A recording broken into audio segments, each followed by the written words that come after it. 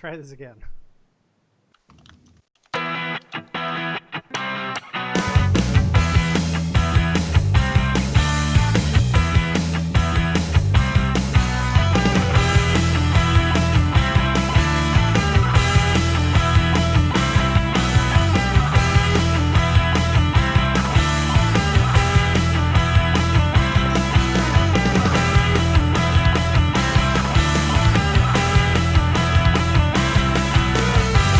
It's December 29th, 2017. I'm Jeff, and I got one. Who's your bear? That's right. I am your bear. I'm Damon again.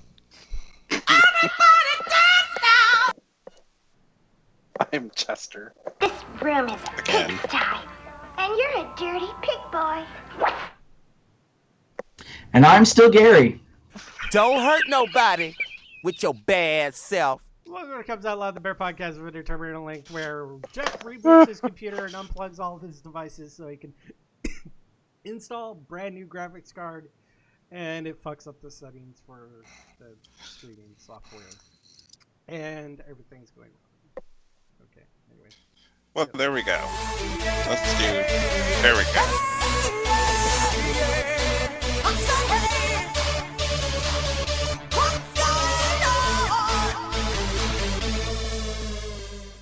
This is why Mama drinks. Christmas! So at Christmas, I got presents, Tracer Cup, a plushie, and a thing, and the stuff and the whatnot. And I got a new farm. I got a boyfriend, actually husband now, named Harvey, in the new farm. And that's it. Okay. I'm screwing up, so I'm just trying to speed through all my stuff. You're screwing up. You want to review? Or wait a minute. Did you really get into yours so much at all? I didn't really, because by the time we. So, anyway, I was starting mine when we were. Got it. Okay, your turn. So, staying on the whole Christmas trip, I didn't go down to Louisville this year for Christmas. Since it was a Monday and everything just seemed kind of weird, and it's been a weird year, and we'll talk about that later. I just didn't want to go down to Louisville and spend the money on a hotel and spend the weekend with, trying to, and then try to get back. So this year I spent Christmas with my in-laws.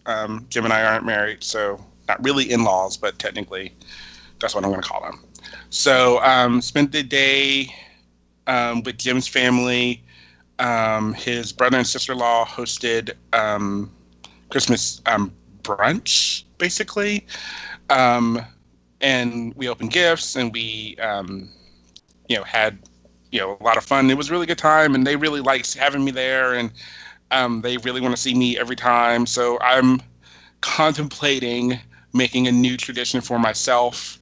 My brother kind of set a precedent with going back and forth.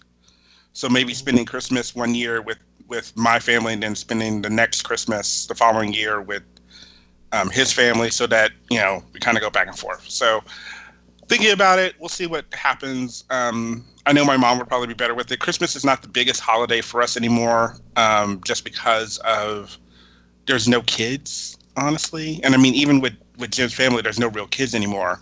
But it's just something that we've talked about.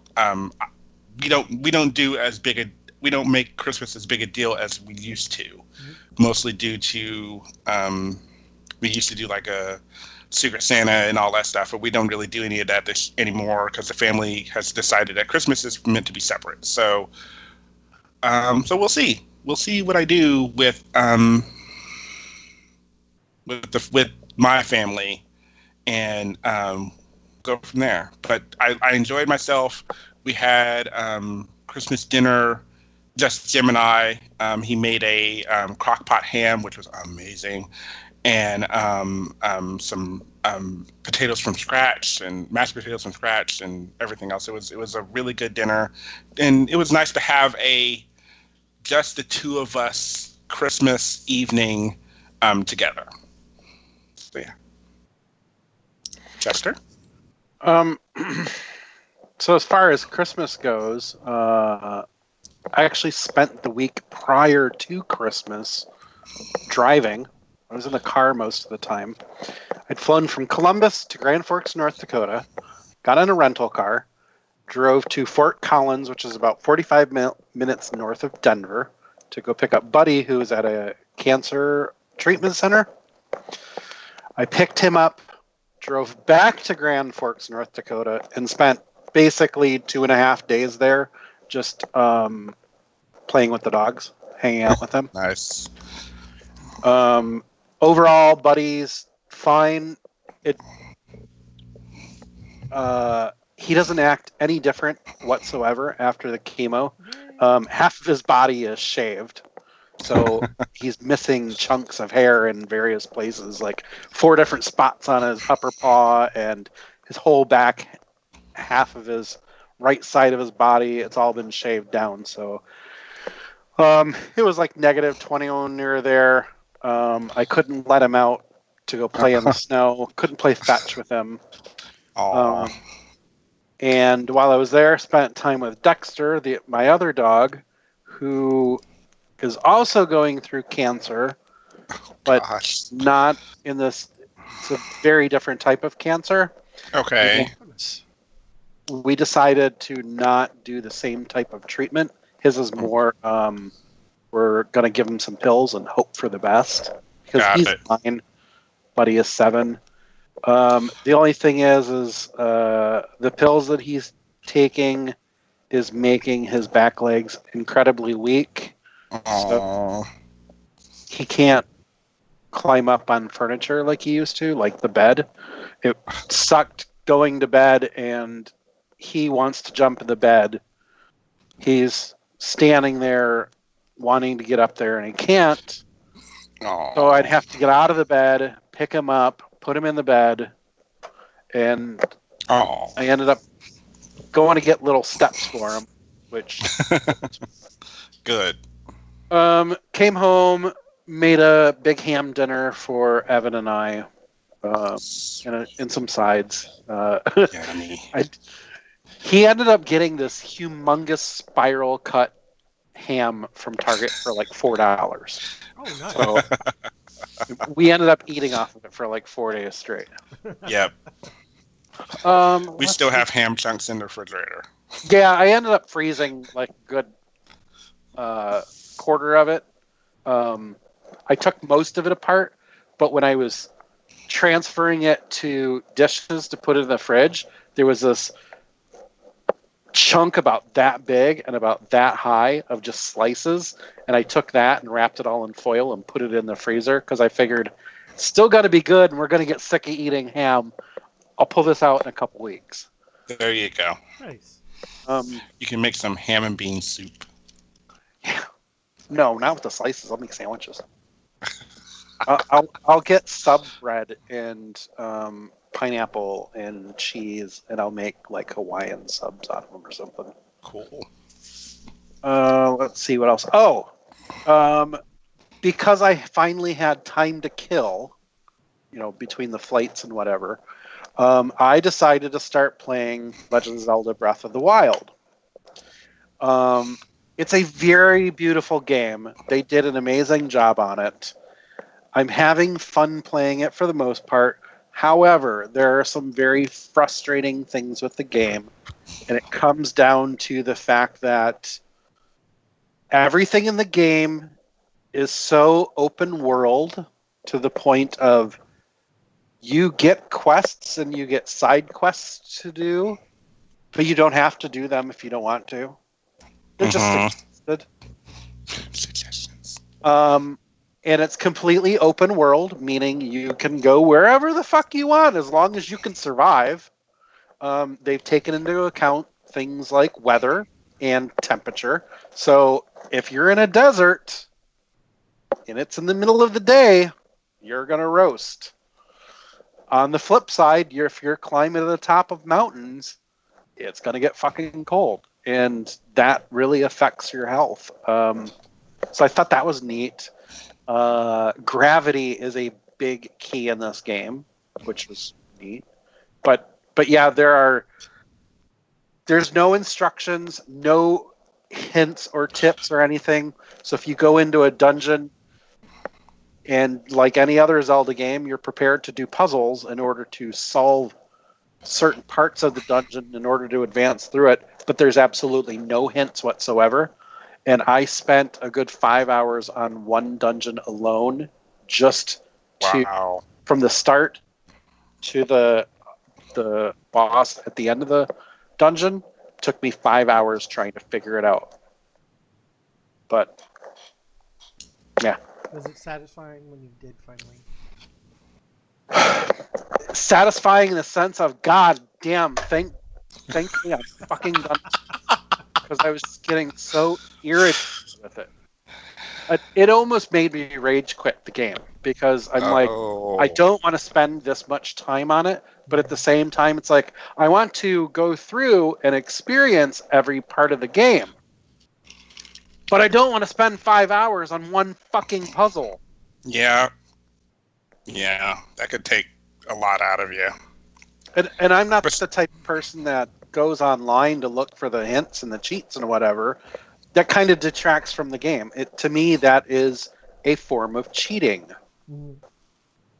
Like, I want to figure it out. I want to be able to put my brain to use and play the game because that's what it's about. But I shouldn't have to take 5 hours to do it. I probably took... Maybe it was only half that time, but there was a puzzle in World of Warcraft to get this one mount. You had to go into the endless halls.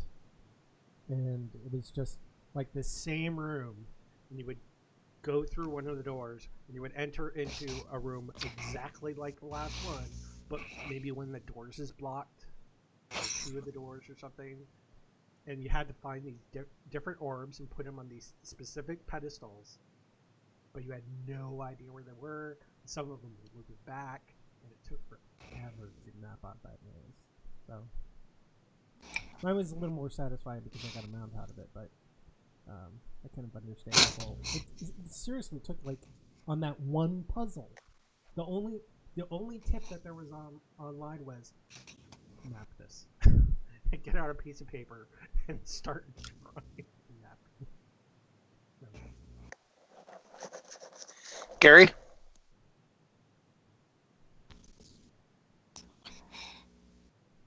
Sorry, I was on mute. I'm in a new location temporarily. So there was a train going by, and I thought, y'all probably don't want to hear that. No, we don't. Just saying. Yeah, so what the heck happened?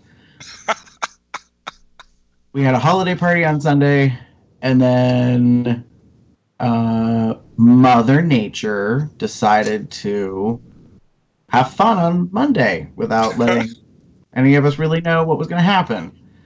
So there's a reason why meteorologists are not very well liked as people, and that's because it's literally a guessing game, and as much as they can apply like mathematical science, they can still get it wrong. Yeah. So when they say in the forecast for Christmas Day that we are going to get approximately, 4 inches of snow, and in fact, we actually get like 50 inches of snow. Yeah. So it's like 4 feet. So instead of inches, it was actually supposed to be feet. Well, the reality is, I think they did not predict that the front would hold. Like, instead of passing through, it just kind of sat still. And, Eerie. Wow. So, yeah, Erie got dumped on and buried. And everybody freaked out. Well, that's not true. We actually were kind of okay. Some people were very unhappy. And then the world freaked out. Yeah. And so all these people are like, are you okay? Stay safe, stay warm. I'm like, oh my God, people. Like, there's a reason why I call it Snowmageddon. It's not Snowpocalypse, because Snowpocalypse is kind of like the end of the world. Now, granted, Armageddon's probably also the end of the world, but I don't think it's that severe. So Snowmageddon is really just about, kind of an unexpected storm, so to speak, in my opinion. Mm-hmm. I don't know. Everyone was like all freaked out. I was like, we're fine. Like, I grew up. I said this when we got together at Christmas. The family was together because someone said something about being mad about the snow or whatever, and they kind of looked at me, and I was like, "What? It's snow." And they all just stared at me blankly. I was like, "I grew up here. It's not a big deal." This happens. And everybody really didn't like me all of a sudden, so I don't give a shit. Yeah. Well, I mean, it's like I was telling people, I was like, it's just snow and it stacks up, like, and you just shovel it, and you, and you like Kind of move it don't go out. of the way. You don't have to. Like, the plows will eventually be around. Yes, if you have to go to work, it's difficult. But guess what? We went into a state of emergency pretty quickly, and they shut the whole fucking city down. Yeah. And said, Yeah, and like 5 hours later, I see AJ going to get coffee and bagels. no, that was. I don't know when he did that or what. Anyway, but yeah, so it was the city was prepared. You were prepared in a sense. Everyone was kind of prepared for. Yeah, not yes and no. I mean, it's experience thing. Our mayor, who is going out of office, who's been in for 12 years, he did make an interesting comment to the press in an interview that it hasn't been since the 70s that we've really seen this kind of snow, which is partially true. But I think what he's saying is because he's only 3 years older than me, he's thinking about how the snow that we have this week or have had this week was kind of what we remember. I don't want to say it was normal, but we've gone a long time without having a lot of snow, and especially snow that sticks around, doesn't really go anywhere. So, that's where I was like, you just get out and you shovel it. You make sure, so clean off the car, which my state passed a law probably about 5 years ago or more that your vehicle needs to be fully cleaned off when out driving, that if there's snow or ice on the vehicle, you can be cited because it can become a road hazard or a problem. Mm-hmm. And not everybody knows that, so I'm always kind of like, y'all should clean off your vehicles, but because my favorites are people driving and they have like this much room in their back window. And you're like, really? No. Sorry, I just gotta jump in here. The other day, I'm scrolling through Facebook and I see this little video by a news crew, and they're like, "Hey, ladies and gentlemen, we got some great winter tips for you. This thing here," and it was a scraper with the brush on the end, and he's like, "Watch how easy this is." And you see him scraping his window, and he's like, "And just like that, your car is clean." Yeah. No. Scraping the snow off. Yeah, I get got it. one of those in my car too. I don't really use it that often, so sometimes I lose it, but it's always in the car at least. So It was just the fact that it was an actual newscast that they spent 5 minutes doing this thing, like it was a huge new, breaking story. Just Right. think of it this way: there's probably a reason why they were doing that. It's like there's so many people who are not using this thing. Let's just show them, encourage them, and maybe they'll be better instead of like going to the car, starting it up, and just leaving it there with the defrost on high, with the back window and the front window, and then everything just kind of melts off. Yeah. Scraping. Yeah, and that doesn't always work when the weather is as cold as it is. Like, basically, the wind chill has been below zero most of the week. So there comes a point where, like, rock salt, the stuff you put on the sidewalk, there's a lot of stuff that's not going to be as effective or work very well. Yeah. So. Because most of the time when you're dealing with things that, like rock salt and whatever, is technically meant to melt the snow, is meant to, like, cool it down. Well, if it's below zero, then that melted snow is just going to become ice. So, yeah, it doesn't work as well. So, to jump forward to today, AJ was staying with me. He left yesterday in between the waves of the snowstorm because today there's supposed to be a second wave, and we were apparently going to get another 12 to 18 inches of snow today. Son of a bitch. So, God. I had already made plans, was going to come down here to Pittsburgh for New Year's. So I reached out to my besties and was like, hey, so you know how you kind of always are like, come down anytime. Today instead of like tomorrow or Sunday. Yeah. Which it wasn't that big of a deal, but I just wanted to get ahead of the snow front. So I left my place at approximately 3, made sure I went by the landlord's, dropped off the rent check, since I'm not going to be back till after the 1st, and finally got out of Erie like officially at about 3:30. And then, and the reality is it's just lakefront is where this is mostly affected. Once I got within 30 some miles of the city, it was perfectly clear roads the entire rest of the way, no issues, whatever. It's just literally the city immediate area. So, yeah, so I'm down here in Pittsburgh for the weekend for the holiday and stuff. Jack Frost is playing in your city. Yep. Good Lord, there's a whole lot of snow coming down. Like, I can't imagine if half of that made it here. Like, you might get some. It would be an immediate emergency if any of that made it down here. Yeah. Like within the first 2 inches. Yeah. Well, and that every geographic area handles things differently. That's why when Northerners move south, they're always like, "You people crazy!" Like, a freeze warning, and everybody freaks out, and all the milk and bread is gone at the grocery store, and the Northerners are like, "What the fuck?" I can't see it, but my hand is raised by "Hi, I'm a Northerner, and I moved down the south." Yeah. I can show this is true. It's a little crazy, and I think what people didn't understand is when we do a state of emergency for the city, and we tell everyone to stay off the streets, it's because the streets are going to be hardly impassable. Emergency vehicles have to be able to get through in the event that something happens, and there's no reason for you to be out. So a lot of businesses shut down, the banks shut down, the federal government, local county offices, everything is pretty much closed, except for probably some gas stations and stuff like that. And even then, they called in the National Guard and brought in emergency vehicle Humvees so they could make sure they could get through the streets. Wow.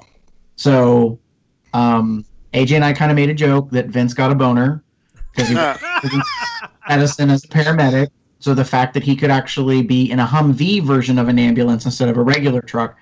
Yeah. So I never got confirmation if it happened for him, but I don't think it did because I told him to take pictures. So, but then again, we got another potential foot and a half today. So I don't know. I still might get a picture from today through tomorrow. That's the other thing is the decision to come down here. I made it sort of late. I was waiting for some stuff to arrive.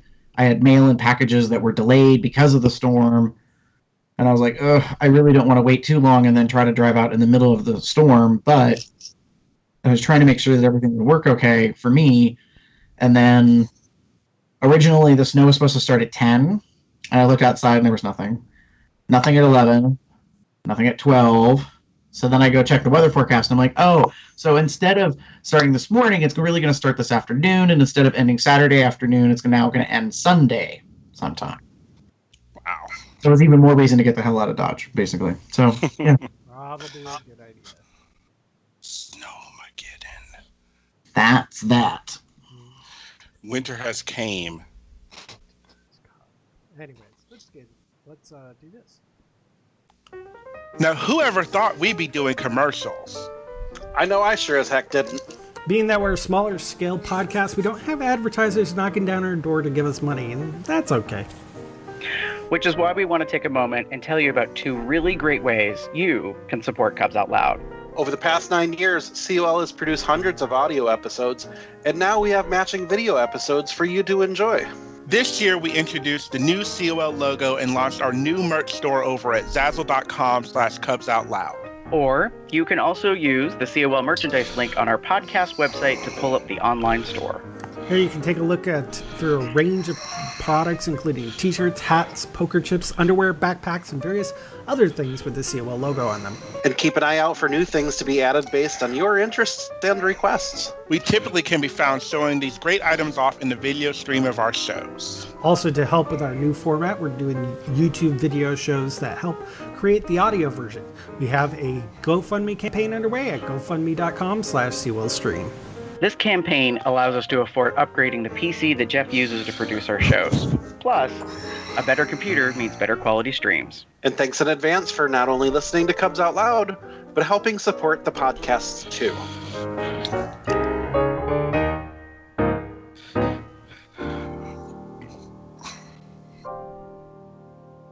So I was showcasing my mug during that. This And is I think one version of the mug. There's different versions of mugs that you can get. We don't currently have anything like Damon is wearing. That was kind of a one-off. I may... You know what? Let us know. Would you be interested in getting the version of our shirt that Damon is wearing? You can get a long sleeve, short sleeve, sweatshirt, etc. Let us know. We'll put it on the store. And I believe Chester is wearing his classic Texas orange logo. Texas orange. Yeah. Texas. Like some kind of weird Longhorn. Yeah, the Longhorns use a kind of that burnt orange color, so that same color. And we also have a new version of the logo for those darker shirts, like the burnt orange and such, which kind of has white in the mouth, so it's kind of shows up better. You have to get ears and some things to make it look better, make it pop more. So. And again, it's one of those things where you can go into the item and there's styles. There's a whole bunch of things on the side there. Yeah. Gary, did you have anything? I think you probably left in a rush, so. Sorry, I was on mute for a moment. This is not a COL shirt, but I got my Adam shirt. Oh, So love this is it. Warriors for Adam shirt, which has the bear with a little blue ribbon, because blue is for colon cancer awareness. And then I'm not going to show you the back because it's the full back. It's hard to get the whole thing in my camera shot, but basically it says OWL, O-W-L, be strong for Adam, and has a big owl on it with a blue ribbon, and that's because Adam Pollock, who I mentioned a couple episodes ago when I did this, mentioned about the shirts and that, he's fighting colon cancer, and he likes owls, so that's where that... Yeah. So my shirt arrived literally today, right before I left. I was like, what is this? Because I got several packages at once, one of which I still don't know why I got it, because it was addressed to me, but I didn't order it, and no one has told me that they sent me something. So it's still an Erie. I didn't bring it with me because I don't know what the story is. I'm not going to give away what it is because I don't know what the hell the story is. But and a couple other items, something from Wish, and then this showed up. So yeah, I'm super excited about this. Anybody forgot to tell Gary that that you were sending him something? Tell Gary. So he knows. Yeah, the weird thing is it's from Amazon. So, and it's not from my wish list that I recall. So I'm kind of thinking maybe it got sent to me by accident. Did somebody ordered something, but they accidentally still have your address or it, and they had sent you something else before? Maybe. I don't know. We'll see. You'll figure it out, I'm sure. All right. Let's get into this.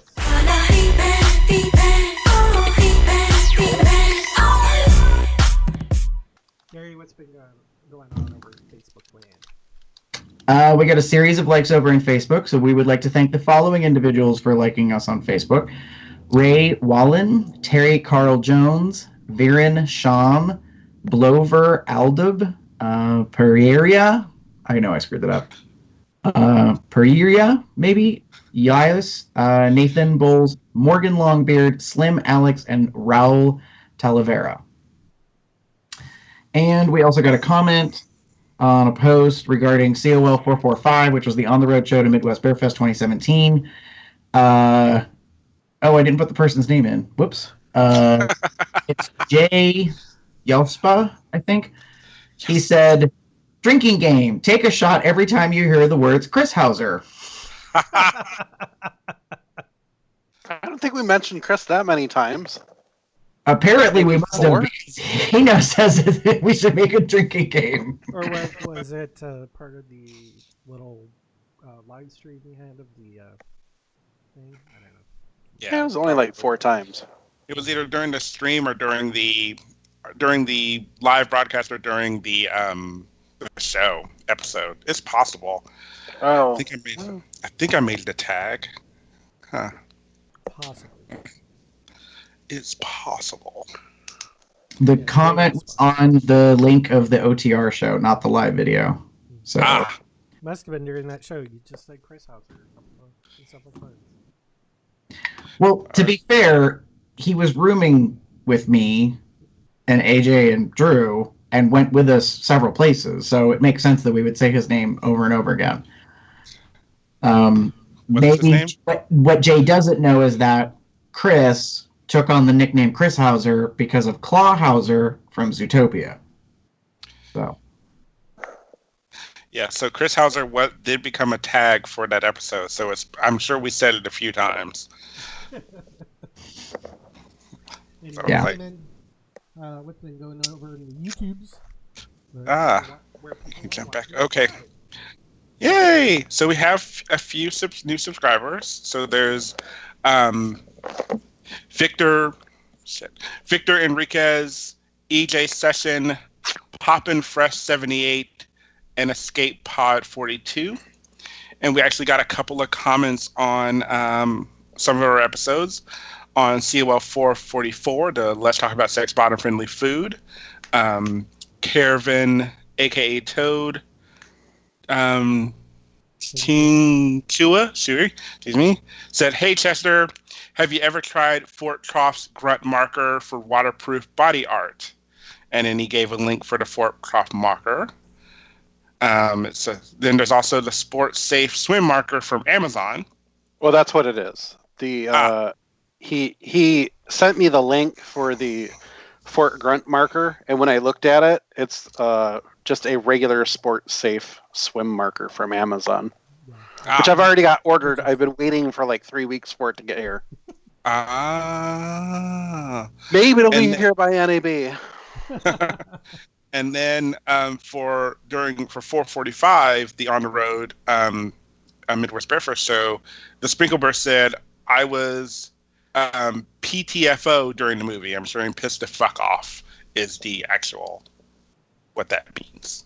Yeah, I'm wondering why. Because he wasn't with us at he didn't go with us to the showing. Movie. So maybe he was pissed off because there was nothing going on at the hotel. Right. Yeah, I would say Jack's complaint is probably that they did nothing for planning for anybody that didn't go to the movie.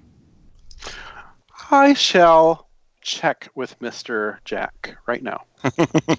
So, if that's the case and that's why Sprinkle's mad, I don't blame him for being mad. Like, I'd be pissed too that, like, yeah, I get it. 2/3 of the group went to do this thing. There is still a third left over. Like, there should be some sort of thing, which is funny to say that because the criticism I get from my event is when we go to the water park on Saturday night, people are like, well, you should still have stuff planned at the hotel. And it's like, yes and no. Like, the whole point of the weekend is to go to the water park. So this isn't an optional activity. It's included in your package. We give you the transportation, and it's like a 4-hour long open window. Yeah. To go and have fun. So we view it a little differently, and we don't have statistically that high of a percentage of people not going currently. Like, every year we have over 200 people that go to the water park.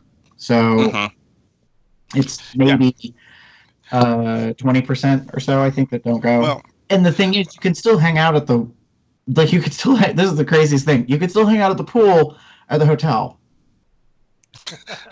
Or you could go to the water park and you can hang out in the wave pool at the water park. drink at the 200 other people. park, or sit in the Chase Lounge chairs and, talk like you're the Golden Girls on the Lanai. I mean, it's not that big a deal. I think that, well, I don't want to get too much into it, but I think the difference is whereas 2/3 of the people went to a separate event that you had to pay for outside of the run, there should have been something technically within the run at the hotel, which is where most people were. So yeah. So I mean, I'm not gonna mince words. We had our episode, and I'm pretty good with what we talked about. So we'll just move on from there. Okay, so Jack just responded to me. He said, I got high the night before and was still battling a cold, so I slept during the movie. So it's his own fault that he's pissed. Oh. Well, we love you, Jack. Wait. Maybe PTFO stands for partied the fuck out. Oh, right. Out. Pass the fuck out. Pass the fuck out. When there's so many different acronyms for things. Yeah, we. Moving on. The glitter bear himself, James Butterfield, had given us a couple of comments. One for one of our shows, he said, "Oh boys, if you do a Last Jedi reaction show, I so want to be on it." So, I don't think we're going to, though. I don't know. I think that's because while the three of us were at Midwest Bear Fest, we were talking about the new movie, and I made a comment about maybe we should do a reaction show to it, because Gary and I had a lot to say about the movie. Well, maybe. That you couldn't say, I'm thinking really. about doing that. That we couldn't say. And I've got a lot to say about the movie now. Well, later. We'll see. That's another show. Anyways, he also sent us an email regarding COL447 bottom friendly foods. Hey guys, I know it's not the usual happy type of email you normally get, but I wanted to say a big thank you. I had a 2-hour drive on Monday from Louisville to Cincinnati as my dad's time was running out, and I listened to the podcast on the way up. You guys kept me entertained. It kept me from thinking of the bad stuff ahead. I guess you never really know how you touch people's lives. This was one that helped me when I needed it. Thanks, James. Oh. Sorry to hear about Thank your you. dad. Yeah. But I'm glad we could keep you entertained during your drive. So. Indeed. I have a big hug waiting for you next time I see you. Ditto. And give him an extra from. You got it. What's going on over in the Twitterverse? Oh, we have a couple new followers. Give Mama some sugar. Oh, I'm sorry. Give Mama sugar. There's no some in there. Butterfield Jam, which is James, and Big Game Bear. Also, Mr. Tubbs over in the UK, he drew some sketches of the four of us, and he posted them onto our Twitter page. We'll provide the links in the document for you, so you can go look at those. He added us, and we retweeted them. So. Oh, okay, yeah. So you can go check those out. They're kind of cute. They're just some quick pencil sketches of us in various anthropomorphic. Yes, that's correct. Forms. I think he's going to do some more like finished sketches and send it to us eventually, but. Yeah. Yeah. And I know he reached out to me on Twitter, and we talked a little bit about it.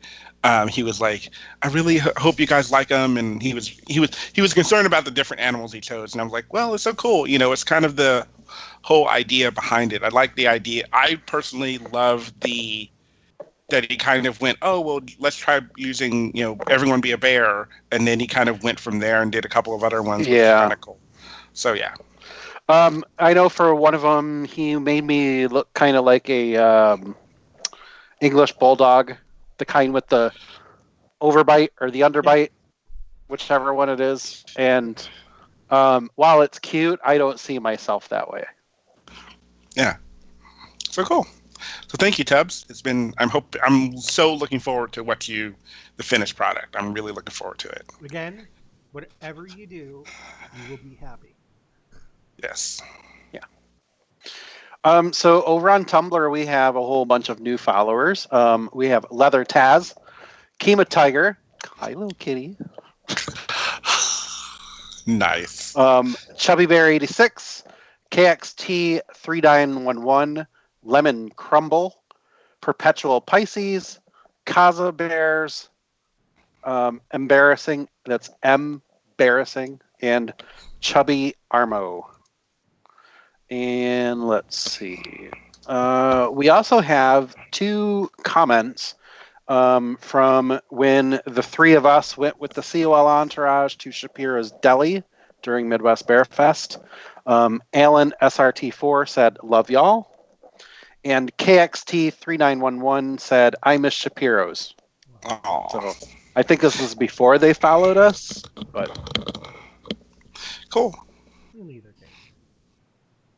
And you'll want to put on the podcast officially, Chester? we are now on Telegram. Whoop whoop. So if you want to find us, we're on Telegram at COL Entourage, and you can come in there and chat with us. Haven't really figured out what we want to do with it yet. But it's there. Right there. All right. It's kind of fun.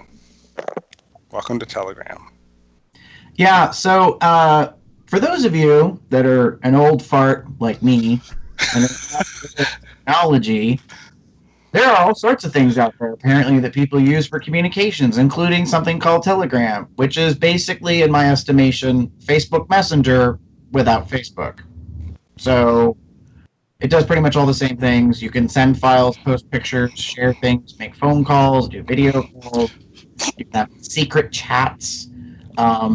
It's basically instant messaging. They have a open source communication technology system, support platforms. So yeah. I know for me, I'm trying to move away from Facebook Messenger, and I've been using Telegram a lot more. Joe, Dane, and Dane's husband, Evan, and I, the 5 of us, we use Google Hangouts, and we have our own little group.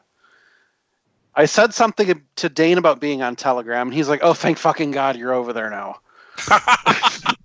So then he messages me over there, and next thing I know, I get pulled into a group with him and Greg and Joe, and I'm like, "Oh, well, I guess we're moving to Telegram now," which is fine because I think it's easier to use than having Facebook chat and Google Hangouts, and it's doing everything that I want it to do. Yep. Yeah, I mean, I personally have found it to be better, like easier to use. Like AJ's on it, and I kind of chatted with him a little bit about it, and I told him, I said, the hardest part will probably be getting to constantly kind of go back and forth, because primarily all my messaging is either text messaging, or multimedia messaging, whichever, and then Messenger, and now Telegram. I don't really talk with anybody on Google Plus, so but like Drew and I briefly used what the hell was it? I don't even remember now. Viber. Oh. Yeah, I used that briefly as well. Yeah. So I used to use WhatsApp, but the only person I ever talked to on that was Bruce. Yeah, and then WhatsApp got into a lot of hot water this year with Breach and some other stuff. Yeah. So, but yeah. So if you're not familiar with Telegram, you can go check it out. And then honestly, it's on every platform. So like I have it on my iPad, my iPhone, and my MacBook. So it's both like available as an app and all that kind of stuff. And yeah. I think it's handy that way. Although it is comical because they all go off at the same time. Well, within about a second or two of each other. When I get So everyone send Gary a message now. Oh yeah, and then also it shows up on my Apple Watch. So I'm not trying to be an Apple douche about it, but it's what I'm trying to say is like if I'm on my phone and I see it come in, then I know that my wrist is probably going to vibrate, and my iPad and my MacBook are all going to alert me. Nice. Because for some reason Apple can't figure out how to notify me on the one thing I'm completely engaged in at the moment. Nice. Well, I'm sure they're not trying to spy on you and figure out where you always are. Right. Oh, Tubbs, we were just talking about you. Only just got notified. We were just talking about you and the lovely sketches that you posted on Twitter. So, thank you so much, and we're excited for the final drafts. To be fair, Tubbs, it is like 1:30 there. I don't think any of us were expecting you to be on. So, speaking of which, as a point of clarification, we don't normally record at night or even on a Friday night, but because Sunday is New Year's Eve day, it was easier to get this knocked out of the way now so that we have the eve of the holiday free for ourselves. So you get this early, and then you can just enjoy your New Year's Eve and New Year's Day, which really the holiday is New Year's Eve. It's not really even New Year's Day. When you think about it. The reason why we're off is because everybody stayed up late for the year to turn over. Nice. So it gives us a day to recover from the parties. Yeah. So speaking of 2017, this is our year in review show. I know sometimes we've actually done this right at the beginning of the year, but this year we did it right at the end. So this is our last show for the year. And Gary, what statistics do you have for us? So, I thought it made sense that we did it on the very last day of the year, ish. So, this year, for my tracking, we had 148 new likes on Facebook. So that helped us push us over 1,000. In fact, we're at hell's bells. Are we at 1,100 now, I think? 1,100 and change. Yeah. I think so. There's that. The most popular video on YouTube this year, so for those of you that are newer to the podcast and aren't aware, up until about April of this year, the podcast was primarily audio only, and every once in a while we would do video. And then we converted, and now we're starting in video and then also still keeping the audio feed going as well. So our most popular YouTube video was episode 398. Let's talk about sex series Bud Sex. Bud Sex being the topic about guys that hook up with other guys, but they aren't gay. We had 745 views on that particular topic. For reference, in case anybody's curious, the most viewed ever COL YouTube video is episode 280, which is Let's Talk About Sex digital release, which had a crazy 3,932 views. Wow. Which, you notice these two shows, one were both LTASs, Let's Talk About Sex, and both featured Hadrian. Well, there is a commonality there, yes. I'm just saying. Now, curious. Now, for you audio listeners, I pulled up our PodTrack statistics and went through to see the same type of winners. Most viewed for this year and most viewed ever. The most viewed, or not viewed, downloaded.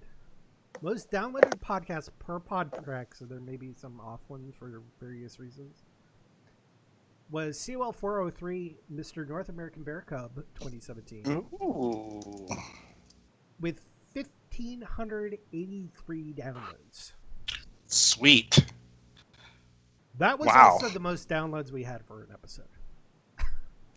Wow. That's kind of nice. Yeah. Cool. So, did just remember anything that we do in the show usually somehow makes it to the audio and maybe in a slightly different format. Main show is the main thing, but we usually keep at least some of the post-show and some of the pre-show at the end. So all of you like what Gary referred to them as, and I like the way he referred to them, the shawarmas. You're welcome. So we are actually, as of today, we have 1,110 likes. Really? We couldn't get like one more? I know.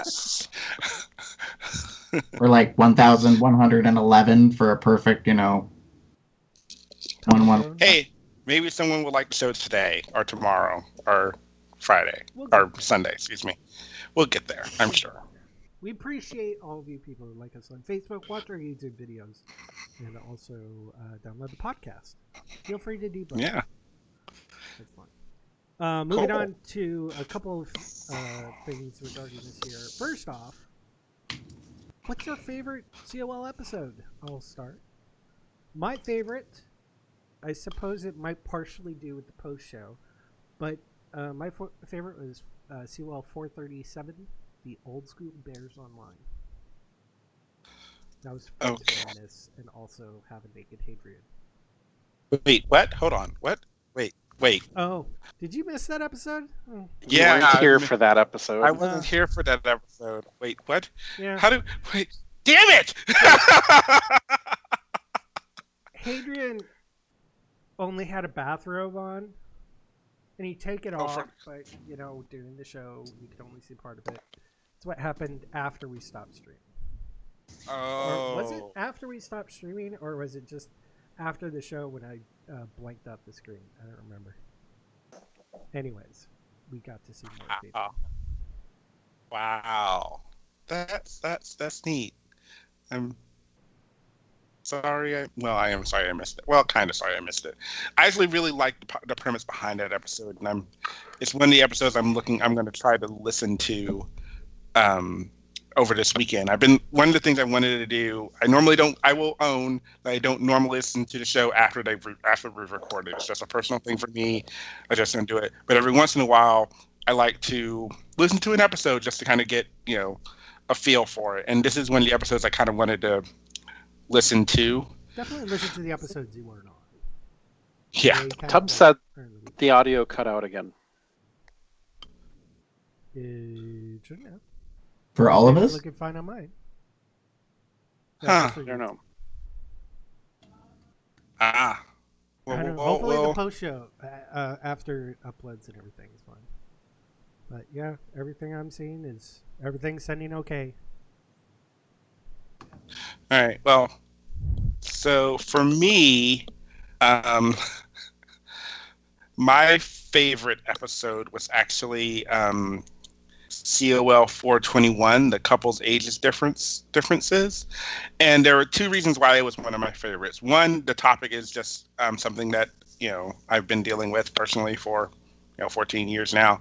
Two, we had chess on the show, which was kind of cool. And three, it was that episode that we had the kerfluffle because of the Jeff's machine going down for a while.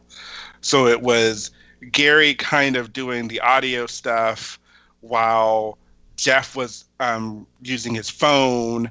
It was just a very clusterfuck of an episode that ended up being a really good topic. So I like that, and I had, when I went through to try to figure out my favorite for this year, this one was the one that was most memorable to me. The way I did it was I went to our episode matrix, looked at the year, then went to the website, and then kind of pulled a few, and then kind of looked at them a little bit just to kind of remember why. Like I kind of was like, oh, why is it? I like that. I remember that episode. Why do I remember that episode? And I would go to see what I liked about it, and this one was the one that was most memorable to me, just because of all of the clusterfuckery. Like if you're listening to the start of the show and you're watching the YouTube video, it's just a lot of like, what the fuck's going on, and what's going, yeah, it was just a very, very much a fun clusterfuck. So what I find funny about that is that you referenced the Matrix. So to help explain, those of you that watched and or listened to the holiday episode probably heard us make reference to the Matrix. And for those that are not aware, we literally have a spreadsheet document called the COL episode Matrix. So we're not being silly and referring to like the movies or the Wachowskis or whatever. It's literally a spreadsheet of every episode that's existed, with the date and like, kind of like if it aired the same day, who the guest was, that kind of stuff. It's not detail heavy, but it's enough that we can reference it, and there's now tabs for each year. So when we make reference to the Matrix, we're not literally like, We're referencing to partially Gary's OCD. Yeah, well, because it was around before your OCD came in, but it evolved because of your OCD. Yes. Well, because there were times like this, like I would try to remember, like, oh, when was this, or how did we do that? And some of the shows we do annually, so it's easier to remember. Like now, I've commented within the Matrix, by the way, co-host. You'll see that there are some comments on certain cells in the spreadsheet that tell us as reminders when we joined the show, like when somebody's anniversary date is, or stuff of that sort. So you can kind of remember better. Yeah. So, anything else, Damon, about your favorite episode? No, I think that's good. Chester?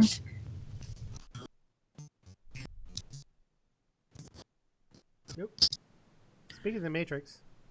Chester, your mic, we can't hear you. Oops. Now I feel like Gary. Mine was COL411 Bathhouse Experiences. And I think what made that one good for me was it was the first time that I was able to talk freely and own up to my sex positiveness. Sex positivity. And it was nice hearing other people discuss their experiences with bathhouses, whereas I'm, in the same age range and have never had those experiences at all. And it was neat to compare the two. And now I've been to a bathhouse several times, and all of the thoughts and ideas about a bathhouse that used to be in my head are no longer there. Ah. So it changed their perspective a little bit. Yes. Well, even going into the bathhouse for the very first time completely changed my perspective on what I thought it was going to be like. I still do have some hang-ups. Like I still, the last time I was in one, I still walked around and been frustrated about not playing with people or seeing the guys that I want to play with and them not be interested in me. And it's still frustrating in that sense, but it happens on Growler, it happens at a bear run, it happens at the bar at Claw. It's going to happen everywhere I go. So the bathhouse wasn't unique in that situation. It was just more right in your face, as opposed to on Growler, I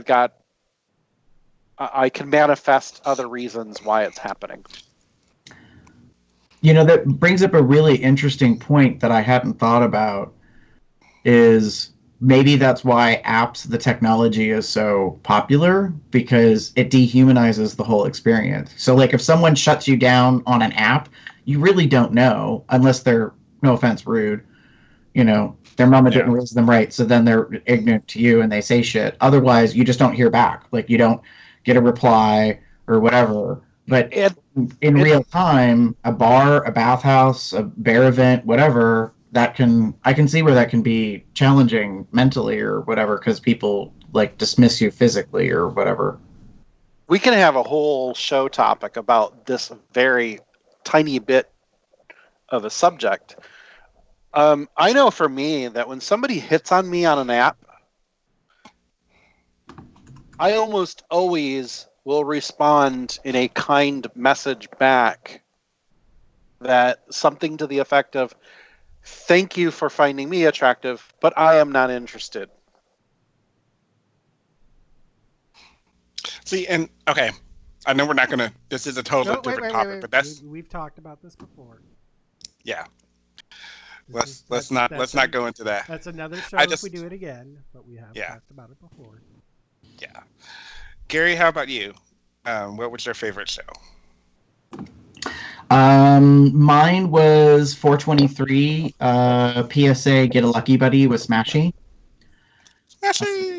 Where we talked about the infographic type stuff about trying to get information out there to let people know, hey, like if you're gonna go have an anonymous hookup, basically, be aware that you can let other people know. Basically, create a circle, a contact list, something of that sort, and let people know not what you're gonna do per se, but that people that you trust, that hey, I'm gonna go meet up with somebody and I don't know this person, so here's the address I'm going to, or text me, call me in 2 hours or an hour. You know what I mean? Like whatever you need to kind of put yourself in a better situation, because unfortunately, in many different circles, but even within the bear community, there have been horrendous outcomes for some individuals that they have a stranger come to their home, or they a stranger's home. We've had serial killers that have like completely built, their actions off of this kind of a concept of a random hookup. So the idea in that episode I thought was awesome, and that we knew somebody, and so we had Smashy on, and he's, become a little bit more involved with us. He's been he was on the holiday show. He helped create the artwork for me for the T-shirt with the cookie stuff. So so I just thought that was pretty cool. Love you, Smashy. Yay. All right, so let's start reminiscing about the year itself in general, not just us. Well, first off, let me invite you, listeners and watchers of Comes Out Loud. What was your favorite episode of 2017 for COL, and why? It doesn't have to be a long thing. Heck, give us a call, 361 COL Talk, 361-265-8255. Shoot us an email, record a little voicemail, and email it to us if you want to. However you'd like to send it to us, but let us know, what was your favorite and why. I think we had a few on the holiday show. I know that Brady mentioned that he really liked the Power Hour. I like those shows too, but there's just something about seeing a sloppy drunk at the end of the show. Damon, thanks.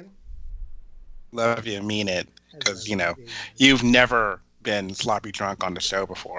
Oh no, not at all. And after the show, we'll take off all my clothes. Anyways. Yeah, not you.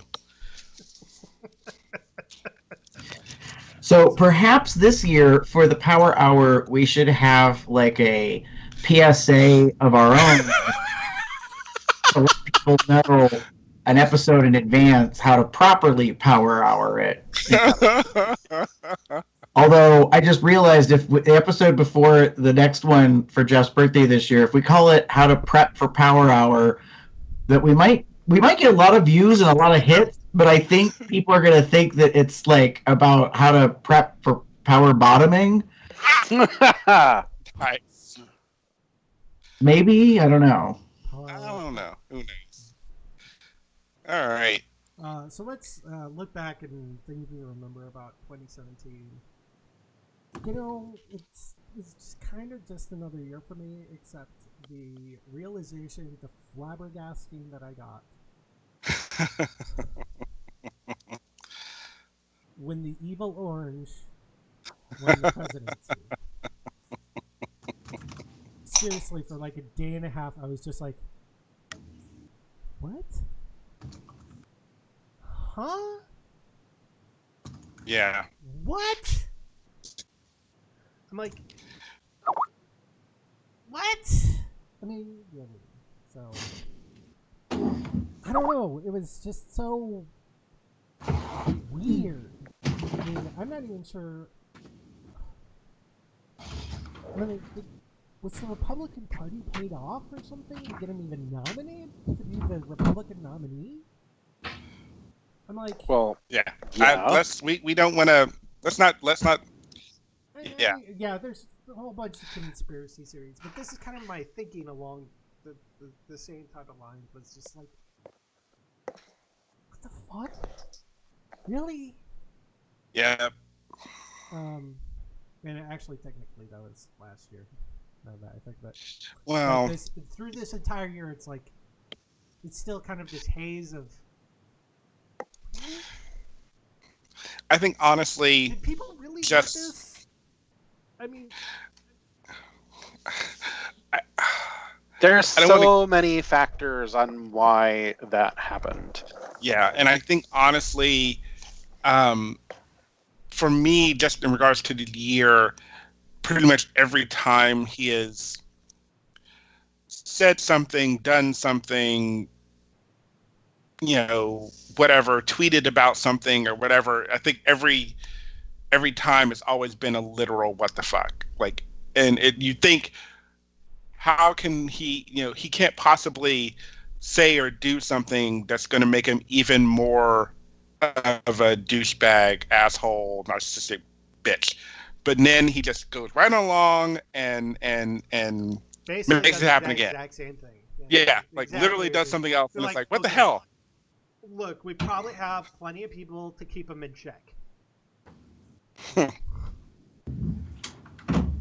Like Betty DeVos was like one of the things that really baffled me, because like I think during her confirmation hearings, it was just like, really? Are they really going to put her as the Secretary of Education? I'm like, what?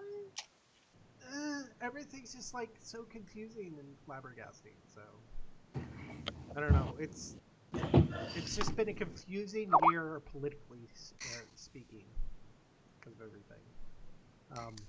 Also, I had a raid team for a good portion of the year, and I had a really cool raid team.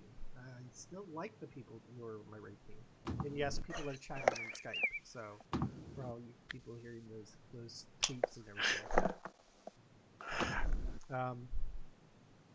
But anyways, here he's fixing it. Okay. Don't worry about it. So We can. hopefully with next year with the new expansion to WoW, I can get back on that team. Because I don't want any other team. I like that team. So that's kind of and my current job, I suppose, would be another one, although it's still a contract position. But it was very nice to all my actual work this year has been at Apple in one shape or form. So. Damon, how about you? So it was things you'll remember most about 2017, and so this year has been a hell of a year. I'll just call it that overall. Everyone knows I lost my father back in November. This was the 10-year anniversary that year of when I lost my sister, so it was kind of a weird year overall. There have been some other stuff going on. But one of the highlights, honest to God, highlights of the year was for me learning that my family was a lot more supportive than I thought they could be. So for those who don't know, about a couple years ago, 2015, I came out officially to my mom. My mom already knew, but I came out officially to her to let her know, and she was, very supportive and what have you. This year, funny having mentioned it, while we were on my way to my father's wake, I came out officially to my brother and sister-in-law. I hadn't really planned on it, but we were having a conversation on the car ride there. And one of the things I've been mentioning is when I talk about the house, because Jim is such an integral part of the house, it's very hard for me to not talk about it as an us or a we, kind of thing. So that was sort of the prompting of the conversation. And I found my brother was very much supportive of me and Jim and my new sister-in-law. They got married in October. Was very supportive of that too. So that is one of the things for me that'll be the most memorable about this year is that I know unequivocally that my family, at least my mom and my brother, have got my back in a way that I didn't think was going to really be there. I always was concerned about my brother, just because of he's the guy. He's always been kind of the guy, and I always was concerned about that. And his new wife was very much a she's a nice person, a nice woman, but she's very much a she's a little heavy-handed with regards to she tells you how it is. So, and that's kind of what happened with our conversation, and she told me how it is. So I know that I have that support, and that's kind of been the most wonderful thing for me as someone who has spent years not really hiding, but not really revealing true self to family. It was very nice to have that. I had a conversation at Thanksgiving dinner with my cousin's wife and was able to talk about the house and didn't really, I stopped worrying about guarding my language and guarding my tone and guarding my behavior because I now knew there was no need for it anymore. So I know that sounds. It's just one of those things that was very, despite all the shit that happened this year, it was one of the very beneficial things of this year for me. Yeah. You to be more of yourself. Yeah. Not that you weren't yourself before. Just, exactly. It was definitely it's adding. Yeah, it's a good feeling to not have to deal with holding back on a lot of things. Now, I will admit that this year there's a bit of some regrets, and for me, in regards to the family. But for the most part, this year has been that. This year has been shit, but for the most part, some of the good things were really, really good. So Jim and I have been together 14 years. We're working on year 15 in June. So that's kind of an, really big milestone. So, yeah. Things settling down with the house. I was thinking the exact same thing. Exact same thing. Those who will be listening to the audio podcast, Gary is literally pointing to his left ring finger, like, bitch. I was pointing to my right one. I'm just, putting it into the universe. If Jim would like to listen to Beyonce, I think she said quite eloquently. If you like that, you should have put a ring on it. So I will say this much. The one thing I didn't want to do, I knew my brother was getting married about 2015, around the time we moved into the house. So my brother told me that he was proposing to his now wife in 2015. And yeah, exactly. That was the point. Like, I didn't want to steal his thunder. Exactly. I didn't want to do anything in regards to marriage or whatever until after he and Shauna got married, because I did not want to take anything away from that, because this has been, no offense, long in coming. He's the older brother. He's also he had a very, what was supposed to be a really great relationship fall so fucking apart several years ago. So it was a nice to kind of have this moment for him where he's he's found someone he loves, and they were able to get married and all that stuff, and he invited me to be a part of the wedding. So I knew I did not want to take away from that in any way, shape, or form. Just make sure he's there when it's your turn.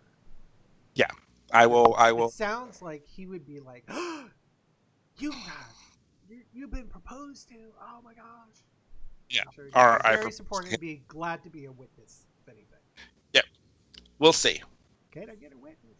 I'm we'll see. I'll just put it like that. I'm honestly, I don't want to put anything. I'm not trying to put, there's too much pressure. No. Watch this. All of a sudden, Jim walks in the door, and then he kneels next to you right as we're recording the show. That would be brown chicken, brown cow. Oh, wait. That would be impossible right now, because I know he's at work and he's in a show. So it would be weird for him to be like, oh, by the way, I'm going to come down. Anyway, so moving along. Spotlight above me. Let's stop talking about marriage. Yeah, please.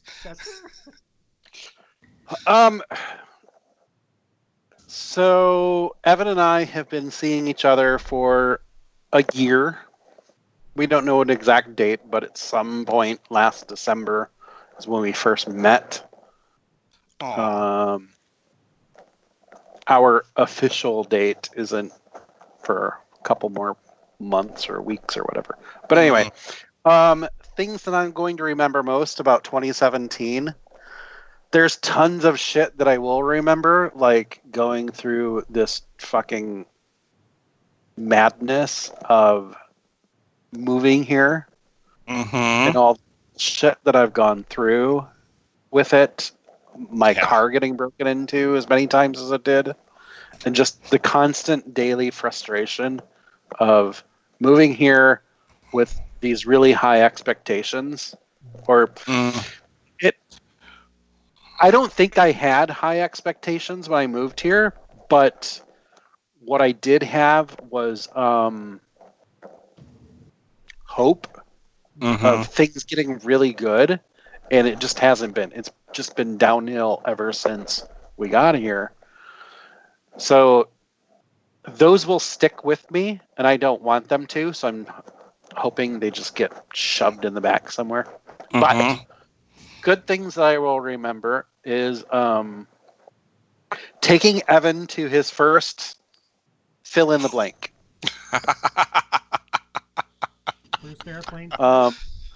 The first time he was on an actual vacation. Wow. His first bear run. The first time he went to Disney World. First time I took him to Cedar Point. There's just this really long list of new things for him that I'm glad that I got to share with him. Mostly our vacation to Walt Disney World. That one's going to stick in my mind quite a bit because I'm pretty sure we talked about this on the Age Differences show. But taking him there, taking anybody to Walt Disney World for their very first time is a awesome experience for me because I will never have that this is my first time experience. We'll never have that again. It's impossible. The closest that I can do is take somebody else there and live that experience through their eyes. I've never been to Walt Disney World. It's been like Yeah, 16 years since no. I've never been to Disney. Oh, just put them both out It's there. almost 16 years since I've been to Disney World. I went to Disney World for my first time as a 21-year-old. I don't think that Damon was asking Chester to take him. No. But got it. It was him saying if he ever goes there, he wants me to be there with him. Yeah, if that were to happen, I think it would be cool. I think it would be. Okay, so Really should yeah, well. I think that would be something kind of fun. Like if I were to go, I couldn't. One, I would never go by myself. Two, yeah. Two, I would want someone there who's been there before to kind of who knows certain things like where do you go to guide you along. Yeah. I would hate to because I know it's a big park and I know there's a lot to do, and I want to experience not as much of it as I can, obviously, but I would like to experience some of the some highlights if necessary. Like if there's only if you're only going to okay. For example, if you could only be there for a day or two, obviously you're not going to experience the whole thing. Yeah, I want to get the most out of it. I've had friends that have gone before and they go for weeks or a week or weeks. They go for a long time to kind of experience everything. And I'm like, I don't want to do all that because that's no. But I would like to have a day or two to kind of hit some of the high notes. Well, right. Disney World, from my experience, it's really nice because you can also if you spend a week there, you can take your time going through the places you want, and you can spend plenty of time just relaxing at your resort hotel. Yeah. I really enjoyed the resort hotel, but we only had 2 or 3 days that we were there. I would have preferred a full week or something that I could explore each of the theme parks. Maybe even just see what's there and then go back later for what I wanted to do. So there was plenty of options. I just wish I had some more time, and just still have plenty of time to chill out. You don't necessarily have to go to a park. So I really think that it's a good just overall a resort hotel-ish sort of hangout because we got 3-4 parks. There's Magic Kingdom, Epcot. There's a lot Animal Kingdom, Hollywood Studios. Well, yeah. Normally, MGM Studios. So, yeah. We'll see. Anything else, Chester? No, that's about it. It's been interesting. I think just taking Evan on his first vacation like that was definitely the highlight of it. I'm pretty sure that he's getting more and more used to living here in Columbus, which is good. I think that he still has a ways to go. I think you do too. Oh, well, for me, it's not going to take much, but I'll talk about that in a minute. Gary, how about you? I kind of feel like this year in particular was like a roller coaster ride of emotions.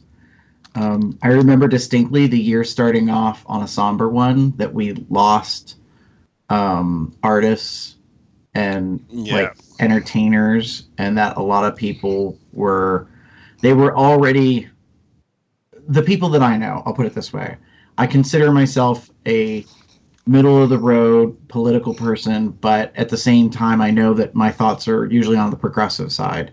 So with the change of administration, I think a lot of people were already dealing with that. And then we end up with things like, specifically this time of year, we end up with George Michael and Carrie Fisher, Debbie Reynolds. It was this whole cascade of things. And then we get into January and we had David Bowie Then later we had Prince. And so I think, like, I remember distinctly the beginning of the year really feeling heavy, that a lot of people were just like, oh, like, I don't know how much more of this I can take, kind of a mentality. So, yeah. So I think there was some of that. You know, there are other things that are not necessarily always great or enjoyable. There aren't distinct memories for me this year, but I know overall the year was a specific journey in terms of my parents and their aging, and so it's kind of a reality dose type situation where you have to look at. I say you have to look at this. What you have now is exactly now, and that it will not be what it used to be. There comes a certain point, I think, where you, as an adult, recognize you're no longer a child, and you're kind of on equal footing with your parents, and that's a chapter or a phase, and it's kind of a plateau, and then things start to change again. And so not only are you younger than them, but your behaviors are more mature than them in some ways, and you find yourself starting to shift into like things to help take care of them or assist them. And that's kind of what this year has been, which I know is like the precursor to the physical stuff, you know, that they're going to need assistance and things of that nature. So, and I've been talking with some of my friends about this because being an only child, I have no siblings, so there isn't a shared responsibility kind of issue. In fact, I just said this to someone recently, that I think of someone who I used to work with, that well, I'm not trying to speak out of turn. Everybody at work presumed he was gay. He never said he was. He never admitted that he was or came out or anything like that. But he lived at home. He helped take care of his mom. And then she passed away. And one of the topics of discussion sort of at work was perhaps now he can feel comfortable doing whatever he wants. Like living his life. Yeah, and that kind of thing. And what I said to this friend of mine recently was, I feel that my life has entered a holding pattern, and it started this a couple years ago, and now it's continuing on, and things are still in this mode at the moment. And I don't want to say I'm stuck, but I'm a little limited because of my parents. And I basically have said there's one of two things that has to happen with them in order for me to be able to feel comfortable to leave, meaning leave the physical immediate area to go other places. So either they are in a facility or they're just not around anymore. It's not a pleasant place to be in, but it's, you know, that's the way it is. In terms of like the highs for this year, as weird as this going to be, some wishes came true. So I got to travel for work. I actually went international, and I finally got my passport. So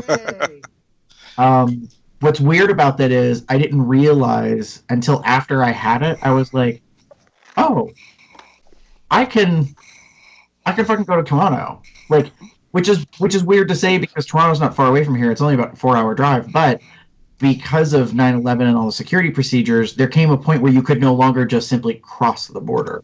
You have to have the heightened security enhanced ID, and now the passport is a requirement. Yeah, wasn't it?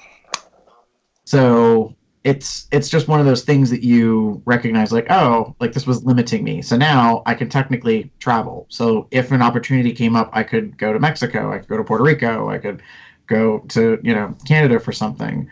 You know, if I was to have extra Uber luck come into my life this year, perhaps I could go to Iceland, like certain people we know are doing New Year's this year. Yeah, about that. Bastard. Well, this is a thing that happens every year. There's a certain couple that goes to Iceland every year for New Year's. I say every year because this is like the 3rd or 4th year in a row. And then some of their friends go with them, but the friends that go with them change. So I don't know if it's, you know, that people don't want to go again. I think it's more about reality, just life and finances and stuff like that. But basically they fly, you know, over to Iceland, and they're over there, you know, at Reykjavik and all that kind of stuff, and taking pictures, and it looks awesome. And it's one of those things that I never would have thought in a million years it's a place I want to go. but now because I've seen pictures and see posts that people put up there, I'm like, oh, this looks pretty cool. If there was ever a point where you have FOMO, this is it. Because every time there's a picture, I'm like, fuck, I want to be there with them right now. Yeah. So to tell people a little bit of what we're talking about, for those of you that are not aware, Hadrian and Bailey are in Iceland with people from California that we're kind of aware of. And so last year, as a matter of fact, like Brian Hill went from 619 Bearcast. That's what I mean. Like I know of people that have gone. And every year, it seems when people go, they have a great fucking time. To be fair, they're all pretty cool people, so I would expect them to probably have a good time when they go. I believe Shannon Grady went this year. Yes, I saw him in a picture or two. Former host of V Talk. No way! How did I miss that Shannon's there? I don't know. I saw he it. had a series of pictures in one of his posts. Maybe he's changed enough that I didn't recognize him in the pictures that I've seen. But, and then speaking of travel things, this year I got to help celebrate Drew's 50th. So Sweet. We went up to his hometown of Traverse City and got to see that and hang out and do that. And it was fun. Heather and Tara came. We were there for 5 days, I think, 4 nights or whatever. We rented a house. It was a fun experience.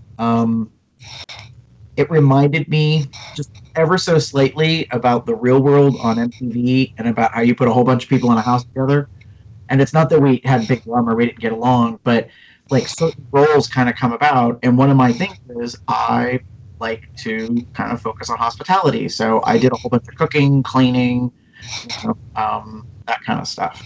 So I'd like to do more of that if it's possible, but I'm not sure if that'll work out or not. Like, we'll see what the year has to hold. So, but yeah, so I feel like this year was kind of like ups and downs in terms of the stuff that happened. You know, some things were really good, something So yeah, we'll see where things fall out in the coming year.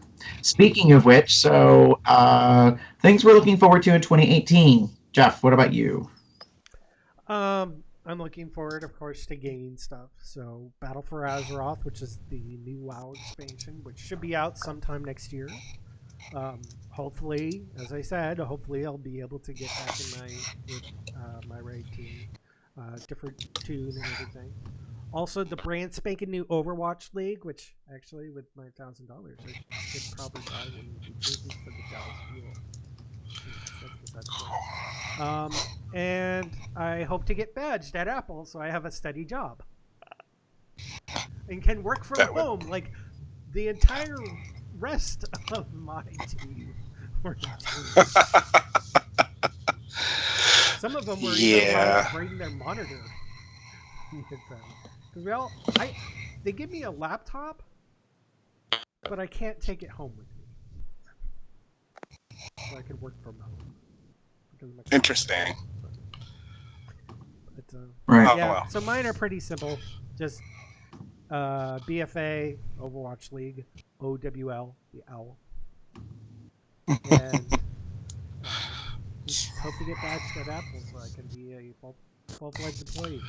I've been a contractor 3 times already, and they love me. So might as well just hire me. Love me. And hopefully that will help with my rent and stuff, and maybe I can do some more things. Maybe I'll be able to go to Drench Fur one of these years. That's nice. Damon? For me, honestly, no offense, 2017 was kind of a shit year. So I'm really looking forward to whatever 2018 kind of brings. So I'll put that general context. Like, I don't want to say there was a whole lot of terrible things that happened this year, but especially the end of the year has been kind of shitty for me. So I'm really looking forward to new things. So I've mentioned planned trips. Jim and I are going to NAB. We will probably we're definitely going to Claw. I'm probably will go back to Midwest Bear Fest. I'll probably I'm looking into potentially throwing a couple of other things in there. it's all going to depend on. But one of the things I realized that I miss and love most about, the year is that I get to go out and go places and see people and get to hang out with people that I don't normally get to see on a daily basis. So I want to try and visit people or do whatever I can or have people come visit me. I've got a guest room. People have stayed there. It's not very, very too bear friendly, but it's, at least one bear friendly. And, it's just. I've slept in there with 2 people. I have slept there with somebody else. Yeah. I was like, wait a minute. And I didn't have a problem with it. But then again, I take Ambien when I travel and sleep in beds that are not my own. So, I don't know. Yeah. I mean, for all I know, you came in and did naughty stuff to me at the middle of the night, and I wouldn't even have known. Oh, I wouldn't do that. But no, it's kind of 2 bear friendly. We've had 2 bears in the bed. It's a little smaller, I would think, for, it all depends. Anyway. But yes, by all means, I'm not saying everyone come visit, but it would be really cool. One of the reasons I got the house and have a guest room is that I wanted people to come see me and see the city and get to experience a place where if they would have to normally pay for a hotel room, they don't have to. We're pretty hospitable, Jim and I. So yeah. But anyway. I really am looking forward to getting out and trying to see people and hopefully hoping for other things. There are a few other things I'm kind of looking forward to. And we'll see what the year brings overall. So, yeah.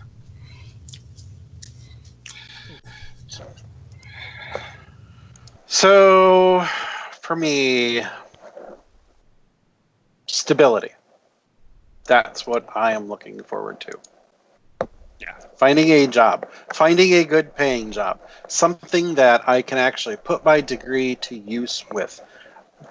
I'm so goddamn tired of applying for jobs that I know that I can do and would be good at, and I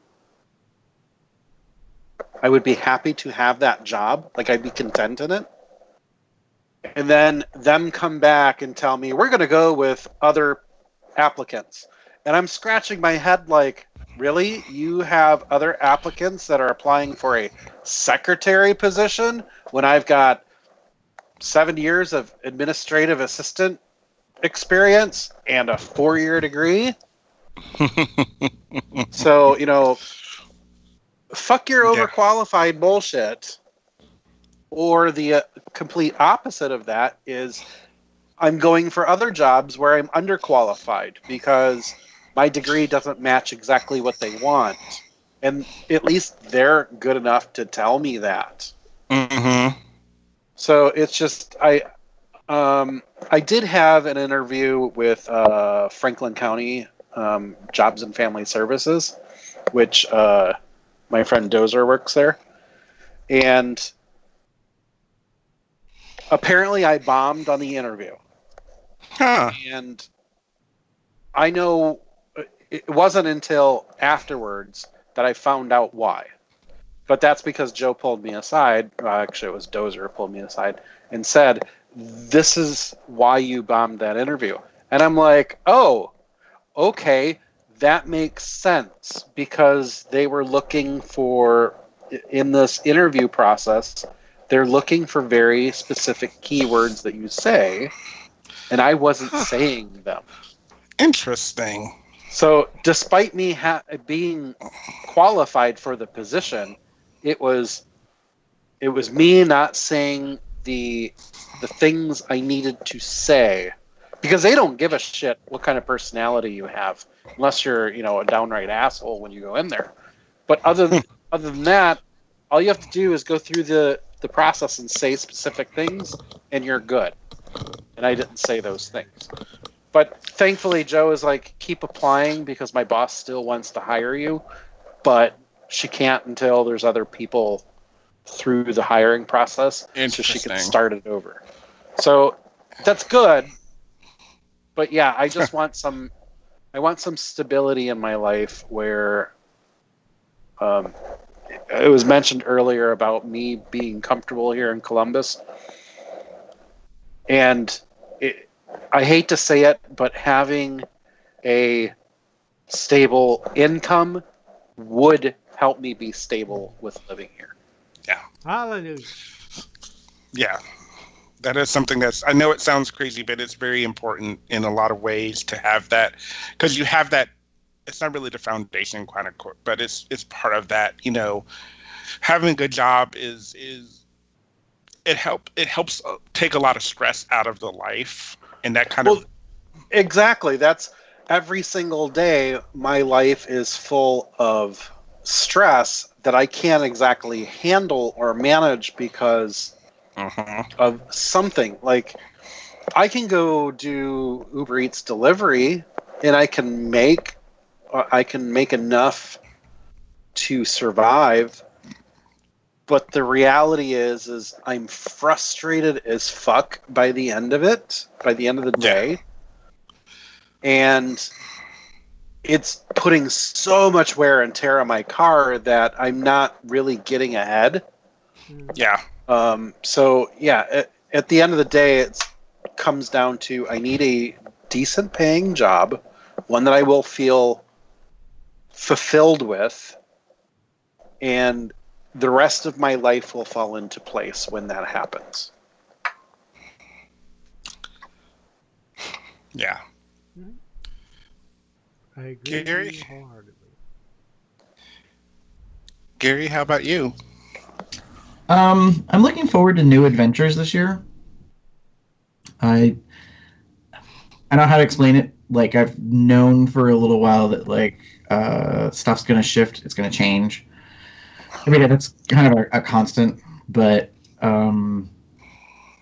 there's definitely some things that are going to come up in 2018. So, I mean, I'm looking forward to kind of the static parts of stuff. Like, for example, going to events.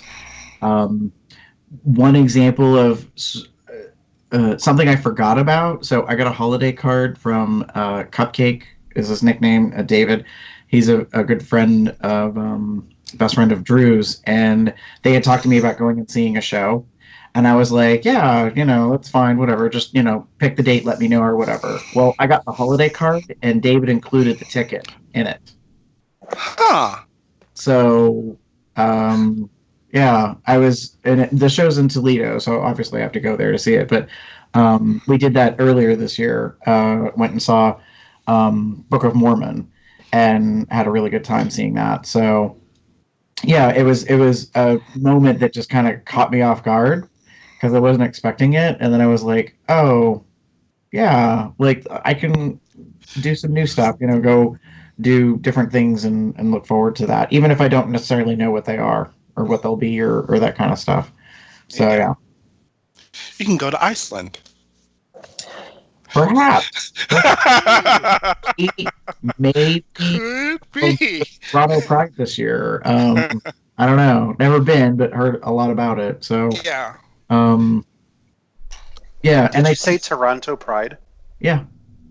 That would be fun. I want to go. Can we share a bed? I'll take Ambien and pass out, and then you can do whatever you want with me. So, first of all, you should probably talk to Evan. And second of all, just like we'll talk more and try to flip figure him out. Some too. Oh God.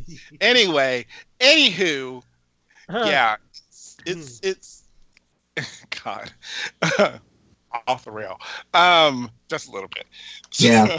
But I mean, I like that concept of like new adventures. I like the idea, doing something different, something you haven't done before, or maybe something you've done before but with different people, or it's. I kind of want that would be a really cool 2018. I think. Overall, for me, I think I want to I felt this year was like I said, like the end of the year was definitely weird and hard and difficult. But one of the things that has helped is knowing that I have friends out there, and I think I want to. I'm going to say reconnect. I'm not saying one of the things like I keep saying I've been house poor. Every once in a while I mention that I've been house poor, and that's kind of true but not true. Like I'm not hard up. I'm not like it's just usually around this time of the month, usually end of the year, end of the month, start of the new month. I have no money because literally everything goes towards paying bills and what have you. But it's not saying I don't have stuff. It's just I don't want to do too much to kind of destabilize what I have already. I want to maintain a certain amount so that if something were to go wrong, there's something there. But part of that has meant, for me anyway, that I've not had a real opportunity to do a lot of the going out or going to events or going to this that I used to have. I've missed. I realized I don't think I've been to Columbus at all this year. Like that was one of the things that I've kind of realized. I don't know if I have or not. I know. Sixth birthday? Well, that was January, so I'm thinking I guess so. Yeah, that was the only time. But that was the only time. Normally, I've gone up in like September, or I've gone in July for events that I didn't end up going to, and it was like, yeah, it would be nice to do that. And no offense, I have a good friend who lives there now. That I for a while didn't get to see much at all. I'm talking about you, Chester. You're welcome here at any time. I know, but that's been the thing. Like, it's just like I have like Dane and Joe that I would like to see and other things, but I didn't go to, like, that was one of the things that I realized that I didn't think I would miss, but I actually missed, was that I didn't get to go there and hang out with those guys and hang out with you and all that stuff. So I'm hoping to try to make that happen, even if it's next month, and we'll see. But I've been focused a lot on the house, and I've been focusing a lot on the house for the past couple of years, and knock on wood that nothing fucking bad happens to said house. Stop knocking on the wood. Yeah. But hopefully nothing happens to where I need to focus mostly on the house. But I need to start doing things because I'm getting very much a long-term cabin fever, as it were. Like I've this month in particular, and some of last month too, Jim's not been home. So he's working at Kings Island. He's doing a show. He doesn't usually get home until about 11 o'clock at night. So when I get home, I'm home, and I don't really go out, and I don't really do anything unless I make plans to do something. So I'm sitting at home, so I don't do anything.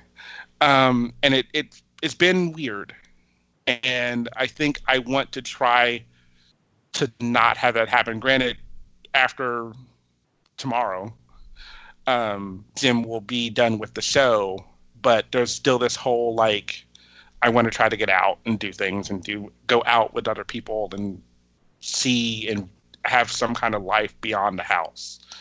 So we'll see. You first had to settle into the house. You can just jump into everything right away. So you're fine. You're fine. Everything's fine here. How are you? Anyways. Hey, so I think it's time that we did this. I'll tumble for you. I'll tumble for you. I'll tumble for you. I'll tumble. So apparently, this guy had a track pop up onto his car radio. Ready for Christmas. then NC Bear took off his pants. Oh, Probably when he got home. Most likely after he got home because it doesn't look like he's in his car. But wow. So, not to derail this, if he wouldn't have posted this and I was just scrolling through Tumblr quickly like I normally would, I would have thought this was Nick the Geek Bear. Oh, Because gosh. their cocks look the same. cock doppelgangers. Yeah. Apparently, it's a thing. But there is enough of the guy's face in that one photo where I can tell it's not him. Wow. NC Bear. It was actually reblogged to something else, but I went back to the source and reblogged the source because I'm just weird like that. Nice. He's definitely Nice a handsome penis. fella, and he's got a nice dick. Yeah. And like his Cute belly. balls. Yeah. Looks like he has a very nice beard, too. And when if that's him in his as I'm like leaning in close, in his profile picture, little about picture, yeah, he's hitting some buttons for me too. So we'll see. Nice. So for me, I posted this leather weather.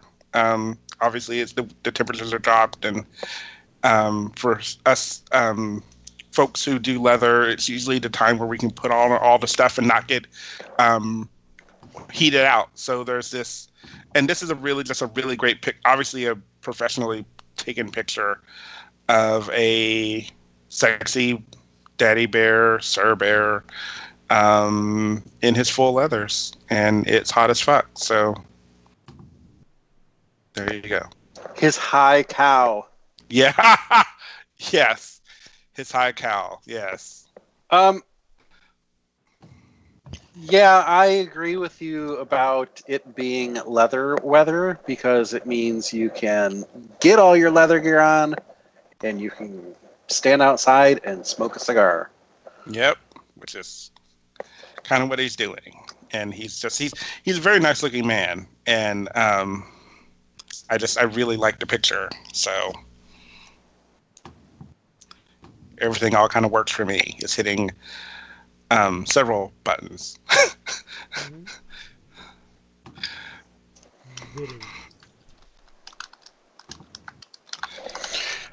So for me, I titled mine "Rock and a Hard Place."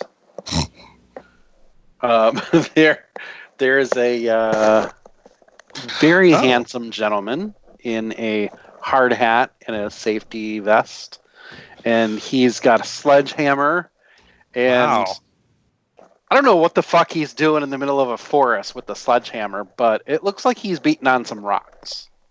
Not beating on some rocks. He's beating some rocks, not beating off his rocks. Anyway, he's a very handsome man, and it almost looks like he's like he was running from something. Because that last picture, it's almost like he's hiding behind a rock and he's got a sledgehammer ready to like kill somebody. Maybe. Or a zombie. Hard hat. It all works. Anyway, it's hot. I don't know what kind of weird porn fantasy you're trying to think up of here, but I don't know. It's bear flavored, so. Nice. At least that's who I think took the picture because of the watermark. Yeah. Back. Okay. And going into the links, I'm going to link parts 1 and 2, the top 40 covers of 2017, according to a poll done by Coverville. Brian Ibbett of Coverville puts up a poll each year and he counts down the top 40. So there's 2 parts to it. He does 2080 podcast, and the second one just came out today. So some of the cover songs are really, really good. Also, I wanted to mention as of today, December 29th, Bill Nye Saves the World Season 2 is on Netflix, at least part 1. Nice. There's only 6 episodes right now, but it's up and you can go see it. The first season was freaking amazing. He even had an entire episode dealing with gender, which is very relatable to this show. So check it out.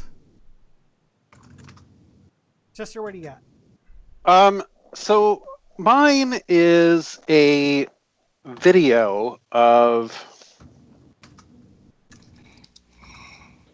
Pokemon porn. I don't know what else to say. And okay, I want to say that while I'm a fan of Pokemon, it really didn't start until Pokemon Go. And the only reason why I got into that is because it was an offshoot of Ingress, and I was a big Ingress player. So I did go back and try and play the original Pokemon games, but they're just too clunky for me, so I gave up. So here I am, scrolling through Tumblr, and all of a sudden I see this video start playing, and it's Ursa Ring, which caught my attention right away. And it's in GIF format, but it's a video, and I'm reading the little text that's coming across the screen, and it's talking about cuddling with Ursa Ring in this hot steam bath, and I'm like, wait, what a minute, what's going on? And then all of a sudden I realize, oh, this is fan fiction. This isn't from the game, and I keep watching it. And next thing I know, there's fucking going on, and I'm like, this is really hot. So it's somebody's fan fiction of Ursa Ring from Pokemon and this chubby little boy playing around with him. So I guess it's furry porn crossover with Pokemon. I don't know what to call it. It Furry would be porn. like it would be furry porn. That's a good way to put it. Gary. Can you guys hear me? Yes, Okay. I think my cam's frozen. you are correct. All right. So I have 2 links. The first one is Warriors for Atoms online shop. So even though the fundraising aspect to get the shirts has ended with that particular piece, someone actually created a shop for Warriors for Atoms, so you can actually get a coffee mug, a owl tee like the one that I showed at the beginning of the show that I'm wearing, and they have a new tee that I don't recall seeing before, which I think is cool. It has the same bear on the front, only it has like a wreath, kind of like ring of leaves around it with a ribbon at the top. On the back, though, is a whole new design. It says, "I'm going to claw my way back to the top because cancer is not going to beat me." Yeah. Yay. And then it has like a woodcut kind of drawing of a bear, and it has some claw marks and stuff, which I thought was pretty cool. So, and there's free shipping on the shirts. The new shirt design comes in the ash gray, which is the color of the one that I'm wearing today. And they appear to come in sizes small through double XL. So they're not fantastic, but they're, as far as the size opportunities are in that case. Which, I'm doing something strange right now, but since my camera's not on, you can't see what I'm doing, so it's not a big deal. Well, I'm trying to see... Oh, this isn't working. All right. I took my shirt off because I'm trying to see if it's going to be the same material or not. Oh, sure, and your camera conveniently cuts out when you take your shirt off. That has nothing to do with it. It's more convenient that I'm taking advantage of taking my shirt off when the camera's not working. Okay. So, yeah, the shirt makeup isn't going to be the same because the one that came from Custom Ink is really fucking comfortable. It's a 50-25-25. So it's 50% polyester, 25% cotton, 25% rayon. So it's like nice and light and stretchy and soft. So I'm really happy about it. But the one that I was talking about online appears to be your more standard Gildan shirt, I think. 50-50. So which is still pretty decent. But anyways, so that's my first link, and then the second one is if you are a person who likes Lady Gaga, is a fan, a monster, or is intrigued by her, on Netflix, Gaga 5'2" is a documentary that she did over the year of her life, approximately a year. It ends with the Super Bowl halftime show, but it's about her writing the album Joanne, some of the songs, the importance of them. I did not know this. Apparently, at the time of filming 3 years previous, she had a I don't want to call it an accident, but she had a physical situation with her hip, and she's been having problems with it ever since. So she's dealing a lot with like physical pain and some other stuff. It's very, very eye-opening. I really, really fucking love this film. It was incredibly insightful to an artist and to see a world that you don't necessarily understand. I thought they did attempted to do a really good understanding of what paparazzi is about, like the insanity of them always being around, like at her apartment or at the studio, and you go to leave, like how it's actually been planned many, many times, her outfits, just all sorts of different stuff, and that she recognized that she was doing things outlandishly in the beginning of her career. She talks openly about why she did that and changed some stuff. So I really like the movie. So I would suggest, if you want to, if you're interested, go check it out. Nice. And with that, finally, that's the end of the show. Oh. But anyways, contact us. Pop over to our website, cubsoutloud.com. Shoot us an email and tell us your favorite Cubs Out Loud episode of 2017. You can give us a jingle at 361-COL-TALK. That's 361-265-8255. And follow us on Instagram, Facebook, Tumblr, Twitter, Google+, and YouTube at Cubs Out Loud in the appropriate place of the URL. Join the COL Entourage on Telegram and Facebook. You can also please join us in the bearunderground.net, the official Bear website of Cubs Out Loud. You can rate us on iTunes, subscribe to us to Google Play Podcasts, give us a thumbs up on Stitcher Radio. You can find me anywhere on the internet as BoxNut, Box Puppy, Box Cub, Box something or other. I am Theater Cub 79 on Bear Underground, Growler, Tumblr, Scruff, or not Scruff, excuse me, etc. Or you can find me as pup_umbra on Twitter. You can find me on Tumblr or Twitter under the name The Pup Up There, or various bear dating sites across the net under the name Pup Shutter or Cupcake76. You can pretty much find me anywhere online as Gerber73. If you are actually physically looking for me, you're going to have to search the hills and vales around the city of Pittsburgh, and you'll probably find me stuffing myself with food that's left over from the holidays or drinking too much, because I'm with my friends and it's the end of the year, so fuck 2017. Fuck it in its stupid ass. And with that, say good night, everybody. Good night, everybody. Good night, everyone. Have a good one, y'all.